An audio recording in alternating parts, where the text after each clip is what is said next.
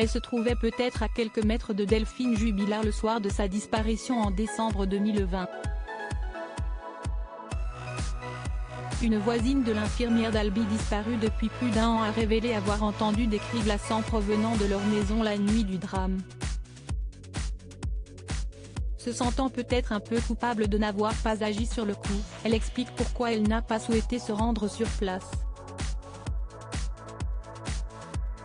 Dans la nuit du 15 au 16 décembre 2020, des cris d'effroi résonnent dans la petite commune de Cagnac-les-Mines.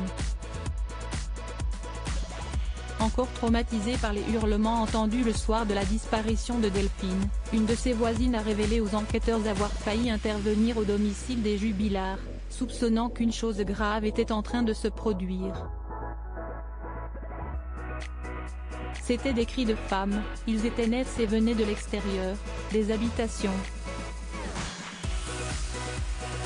Ils n'étaient pas étouffés. J'ai aussi entendu des aboiements. Pour mémoire, les Jubilard possèdent 2 chars pays, note de la rédaction.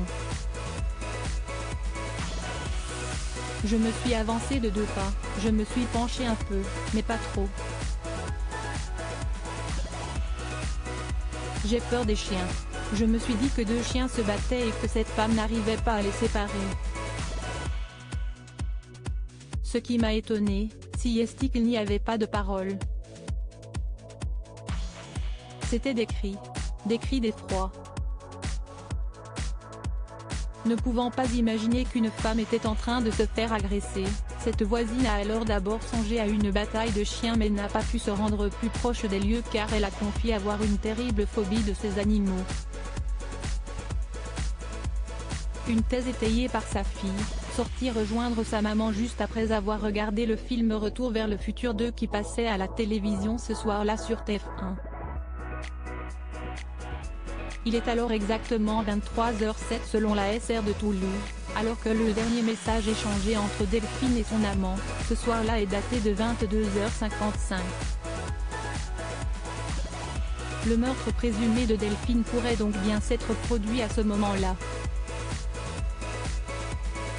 Ça a duré longtemps, comme si elle ne prenait pas son souffle, a ajouté la fille de cette voisine. Sa mère précise que ces cris glaçants étaient accompagnés de couinements de chiens et auraient duré entre 5 et 10 minutes et se seraient produits à l'extérieur d'une maison. C'était un cri de peur, c'était fort. Ça criait, ça s'arrêtait, et la peur était si importante qu'elle n'avait pas le temps de reprendre son souffle. Ce que je sais, c'est que le cri de cette personne m'a fait très peur, a-t-elle raconté aux gendarmes. Cédric Jubilard reste présumé innocent des faits qui lui sont reprochés jusqu'au jugement définitif de cette affaire.